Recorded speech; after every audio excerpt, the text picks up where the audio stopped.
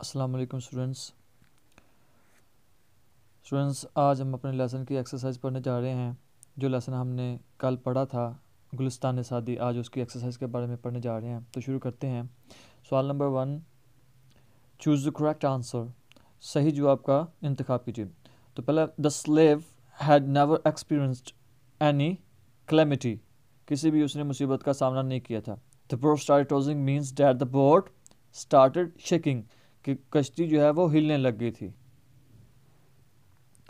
तीसरा है, the slave began to cry and tremble in fear of being drowned, कि वो जो लड़का था, वो जो गुलाम था, वो डूब जाने के डर से शोर मचाने लगा, कांपने लगा।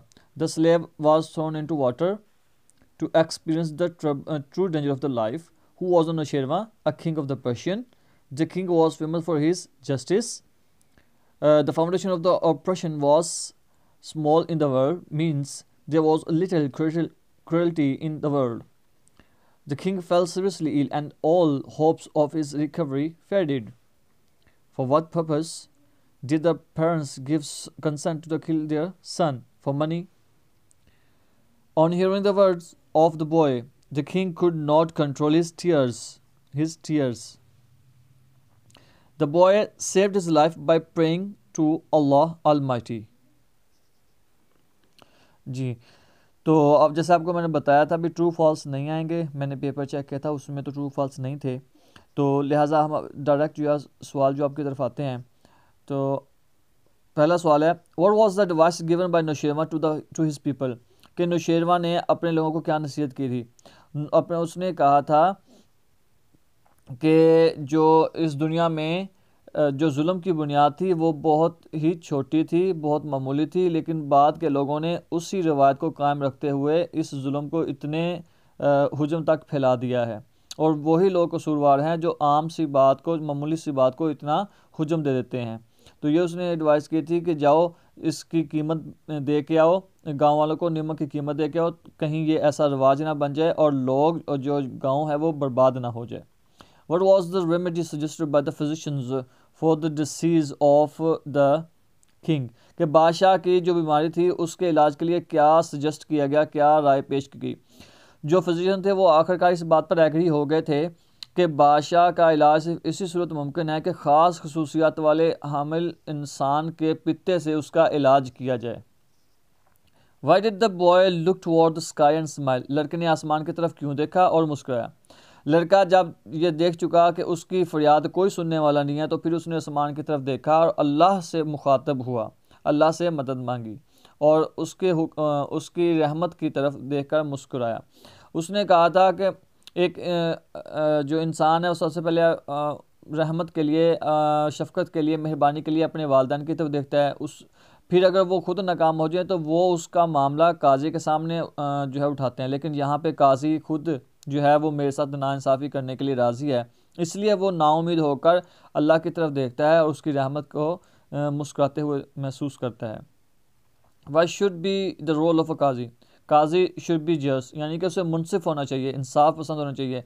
जैसे कि उसने बादशाह के लिए, उसे पता था वो किसी बादशाह की खातिर वो एक मासूम इंसान के कत्ल का जो है वो आर्डर दे रहा है, तो ये भी नाजायज़ बात थी।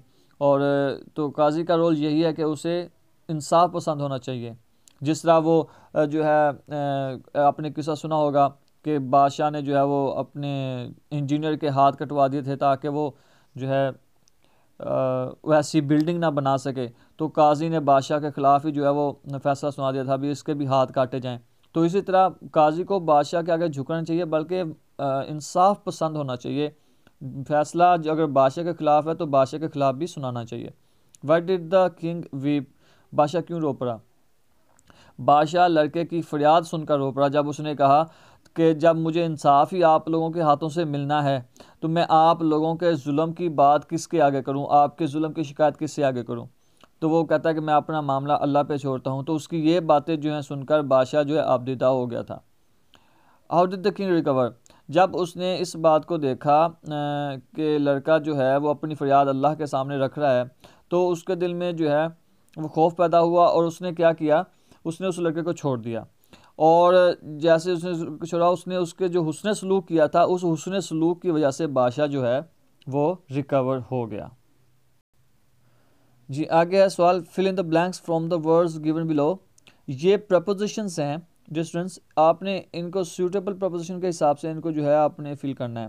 तो the slave had never been at sea, the other try to pacify him by kindness, a man does not realise the worth of safety, a boy was sent to the village to bring salt, the foundation of the oppression was small in the world, the more the disease cured, the more it became painful, why do you laugh in such position, the parents have agreed to get my bloodshed for the trash of this world, he will recover his health only through slaying me, the king presented a lord of wealth। आगे है use the following words in your sentence. ये आप अपनी जो है homework copies हैं, notebooks हैं, उस पे आप इसको जो है वो लिखेंगे, इनको याद करेंगे, इनके मैनी याद करें और इनको सेंटेंसेस में लिखें, जुमले बनाएं। ये है प्रपोजिशन है। तो प्रपोजिशन के बारे में हम पढ़ते हैं। प्रपोजिशन में आपको फ्रेजल वर्ब्स हैं। फ्रेजल वर्ब्स मैंने आपको बताया भी था कि फ्रेजल वर्ब्स क्या होते हैं। फ्रेजल वर्ब्स जो होते हैं वो वर्ब और प्रपोजिशन जो है दोनों का मिक्सचर होते हैं। वर्ब और प्रपोजिशन, ये वर्ब से शुरू होते हैं, जैसे कि ये वर्ब है, ये भी वर्ब है, ये वर्ब है, ये वर्ब है, ठीक है। और ये प्रपोजिशन, ये प्रपोजिशन, प्रपोजिशन, प्रपोजिशन, तो ये फ्रेजल वर्ब्स होते हैं, वर्ब से शुरू होते हैं और प्रपोजिशंस पर ख़त्म होते हैं।